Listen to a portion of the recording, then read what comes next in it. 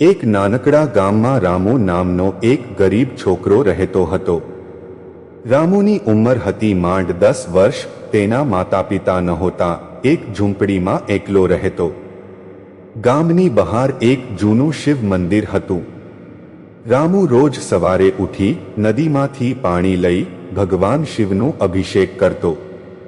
તેની પાસે ન તો ફૂલ હતા, ન ચંદન, ન ધૂપ. ફક્ત શુદ્ધ નદીનું પાણી અને શ્રદ્ધાથી ભરેલું નાનકડું હૃદય. રામુ શિવજીને રોજ એક જ વાત કહેતો, હે મહાદેવ, હું ગરીબ છું, પણ તમારો ભક્ત છું. મારી પાસે કશું નથી, પણ મારું હૃદય તમને અર્પું છું. એમ કહી રામુ શિવલિંગ પર પાણી રેડતો અને નાની આંખોમાં આંસુ સાથે પ્રાર્થના કરતો. એક દિવસ ગામમાં ભયંકર રોગ ફેલાયો. લોકો બીમાર પડવા લાગ્યા. રામુનું ગામ પણ આ રોગની ઝપટમાં આવ્યું. ગામના લોકોએ કહ્યું, આ તો ભગવાનનો કોપ છે.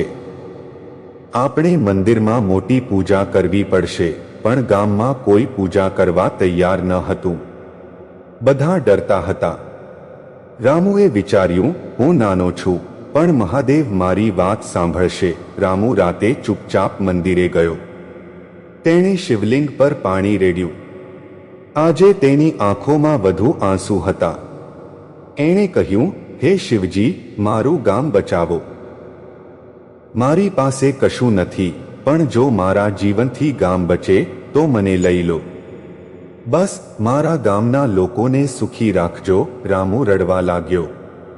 તેના આંસુ શિવલિંગ પર પડ્યા. તે રાતે ગામમાં એક ચમત્કાર થયો. આકાશમાંથી એક દિવ્ય પ્રકાશ મંદિર પર ઉતર્યો. ગામના બધા બીમાર લોકો રાતોરાત સાજા થઈ ગયા. લોકો આશ્ચર્યચકિત થઈ ગયા. સવારે જ્યારે ગામના લોકો મંદિરે પહોંચ્યા, ત્યાં રામુ શિવલિંગની સામે શાંતિથી બેઠો હતો. નાનું સ્મિત તેના ચહેરા પર હતું. લોકોએ પૂછ્યું, રામુ, આ બધું કેવી રીતે થયું? રામુએ ધીમેથી કહ્યું, મેં મહાદેવને મારું હૃદય આપ્યું અને તેમણે ગામને જીવન આપ્યું. ગામના લોકોની આંખો ભીની થઈ ગઈ. તેઓએ રામુની શ્રદ્ધા સામે નમન કર્યું. તે દિવસથી ગામનું નામ બદલાઈ ગયું. લોકો તેને શિવપુર કહેવા લાગ્યા અને રામુની નાની ઝૂંપડી પાસે એક નાનું શિવ મંદિર બન્યું, જ્યાં લોકો શ્રદ્ધાથી નમતા. આ વાર્તા બતાવે છે કે ભગવાન શિવ ભક્તના હૃદયની શુદ્ધ ભાવના જુએ છે, નહીં કે તેની પાસે શું છે. રામુની નાની ભક્તિએ મોટો ચમત્કાર કર્યો.